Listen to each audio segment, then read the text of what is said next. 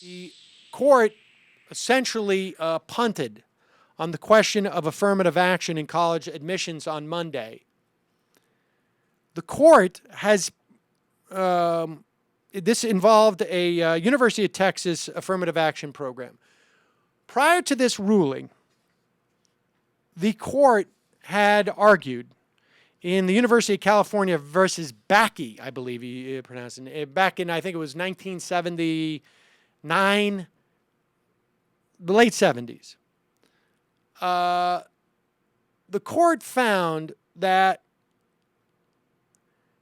the Constitution does not ban affirmative action programs, but that colleges must avoid quota systems, and they must show that race is a factor only if they can demonstrate that it is necessary to achieve certain educational outcomes. In other words, you must show as a university that you must consider race if your educational goal involves providing a diversity of thought and backgrounds to create a holistic educational environment that will benefit your students in some fashion.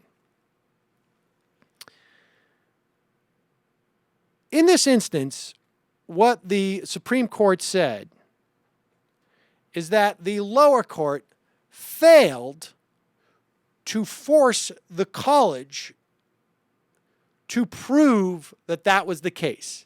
Instead, the lower court simply accepted that it would accept the university's educational judgment that diversity is essential to its educational mission.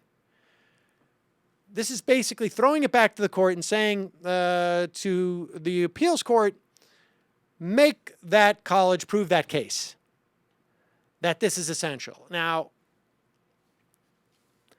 I don't know what's involved in a university having to prove that case. I don't know why a university, why you cannot accept on good faith that the university has that goal. I mean, I guess one could say, like, in some respects you could say, like, we're only accepting white people because it's central to our educational mission that we only have white people come in. And therefore, you would not accept that that is a legitimate educational goal. I don't know.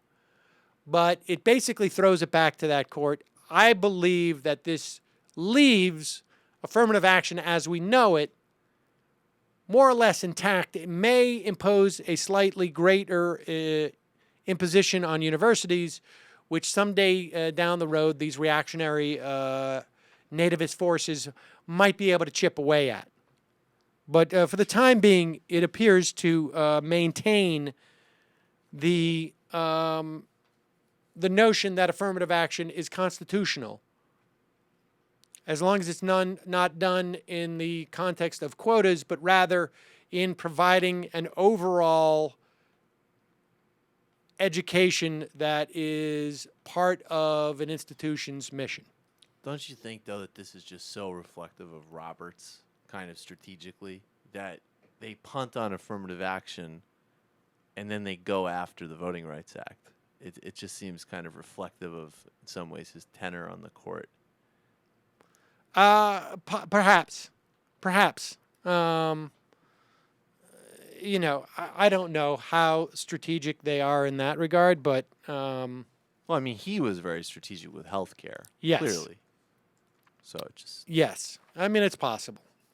You know, and certainly it sounds, you know, as to why they choose to release one and then the other, in that order, I would imagine there was a lot of thought that went into that.